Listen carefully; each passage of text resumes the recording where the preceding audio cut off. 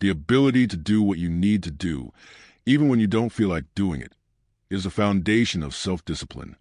Welcome to Sarah's Self-Discipline, a channel dedicated to helping you build stronger discipline, sharper focus, better habits, and a mindset that doesn't collapse when life becomes difficult. Now, here's the uncomfortable truth. You probably don't have a willpower problem. You have a willpower strategy problem. Every day, you make promises to yourself.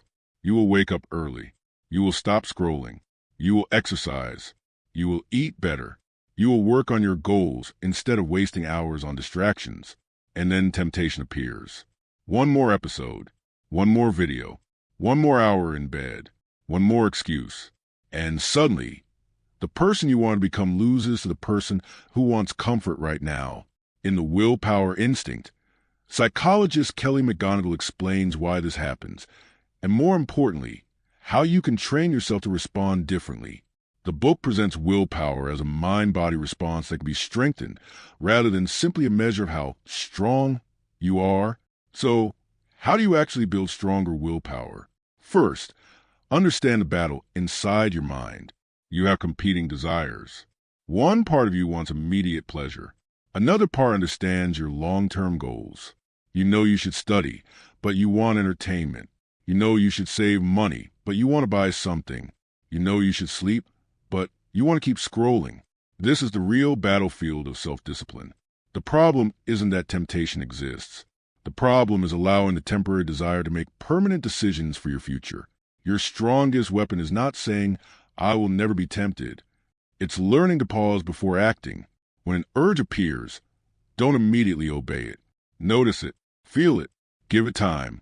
You can experience an urge without becoming the urge. Second, stop relying on motivation. Motivation feels powerful when you have it, but motivation is unreliable. Some mornings you feel unstoppable. Other mornings, you feel exhausted and want to do nothing. If your discipline depends on motivation, your performance will constantly change. Instead, build systems that make the right action easier. Put your phone away before working. Prepare your clothes before sleeping. Remove distracting apps. Keep unhealthy temptations out of immediate reach. Make your environment support the person you want to become. You don't need heroic willpower when you design your surroundings intelligently.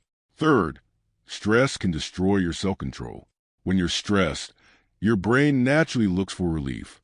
And modern life gives you endless ways to escape: food, entertainment, social media, shopping, gaming, endless scrolling. The danger is that these things can provide immediate comfort while moving you further away from your long-term goals. That's why self-discipline isn't only about forcing yourself harder.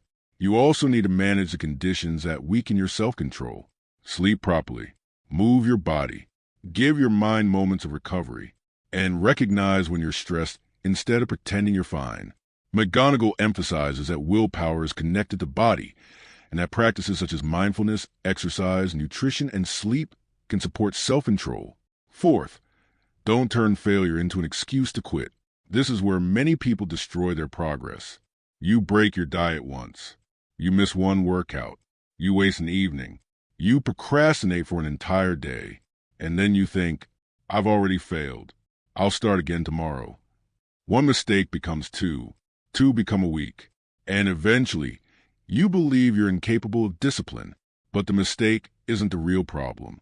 The real problem is what you tell yourself afterward. Guilt and shame can create a cycle where feeling bad makes you seek more immediate comfort. McGonigal argues that self-forgiveness and self-compassion can actually support better self-control. So when you fail, don't say, "I have no discipline." Say, "That decision was weak. Now make the next decision stronger." You don't need perfection. You need recovery. Fifth, train your attention. Your attention is one of your most valuable possessions. Whatever repeatedly captures your attention eventually influences your thoughts, behavior, and life. If your attention is constantly controlled by notifications, entertainment, and distractions, your ability to focus on difficult goals becomes weaker. This is why mindfulness matters. You don't have to completely empty your mind.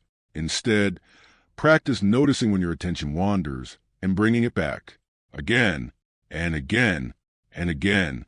Every time you bring your attention back, you're practicing control.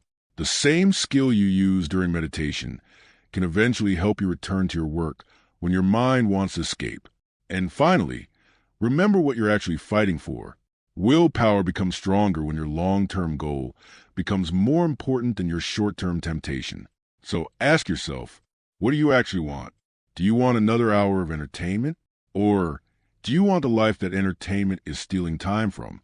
Do you want temporary comfort? Or do you want confidence in yourself? Do you want to keep making excuses? Or do you want to become someone who keeps promises to yourself? Your future is built from these tiny decisions, not one gigantic transformation. One decision, then another, then another. That's the real lesson of the willpower instinct. You don't become disciplined because you suddenly become a different person. You become disciplined because you repeatedly practice choosing what matters most over what feels easiest right now. So the next time temptation appears, don't immediately fight it. Pause, observe it, remember your goal, and choose. Because willpower isn't about never wanting the wrong thing. It's about becoming strong enough to choose the right thing anyway. This is Sarah's self-discipline. If this video gave you one idea you can use in your own life, like the video, subscribe to Sarah's Self-Discipline and comment below, I choose discipline. Make that comment a promise to yourself. And come back whenever you need another reminder that your future is built by what you choose to do today.